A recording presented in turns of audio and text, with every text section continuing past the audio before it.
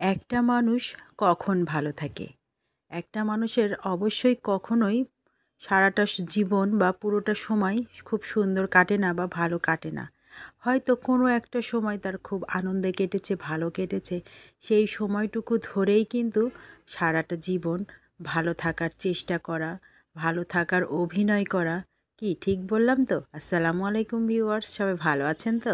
মহান রাব্বুল আলামিন সবাইকে সুস্থ রেখেছেন, ভালো রেখেছেন। মহান রাব্বুল আলামিন সবাইকে যেন সুস্থভাবে সবার কাজকর্ম করার তৌফিক দান করেন, আমিন।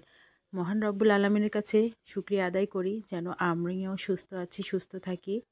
তো যাই হোক, আজকের ভিডিওটা ছিল মা, ভাই এসেছিল, ওদের সাথে কাটানো কিছু সময়ের। সরকারি কলেজের সামনে ফুচকা, মুড়ি মাখা, পিৎজা, বার্গার এগুলো খেয়েছিলাম। তখনকার কিছুটা মুহূর্ত এভাবে ছিল, তো ভাবলাম একটু শেয়ার করে দিই আমার ভিউয়ার্সদের কাছে। তো যাই হোক, এই যে কিছু ভালো লাগার মুহূর্ত, এই ভালো লাগার মুহূর্তগুলো কিন্তু একটা মানুষের খারাপ লাগার সময়টাকে কিন্তু উৎসাহিত করে, অনুপ্রেরণা দেয় যে না, আমি ভালো সময় কাটিয়েছি, আরও ভালো সময় কাটাবো। এটাই ভাবি আমি। হয়তো সব সময়টা ভালো কাটে না মানুষের, কিন্তু কিছু কিছু ভালো সময়ের মুহূর্তটা এত শক্তি যোগায়, এত অনুপ্রেরণা দেয়, কি বলবো।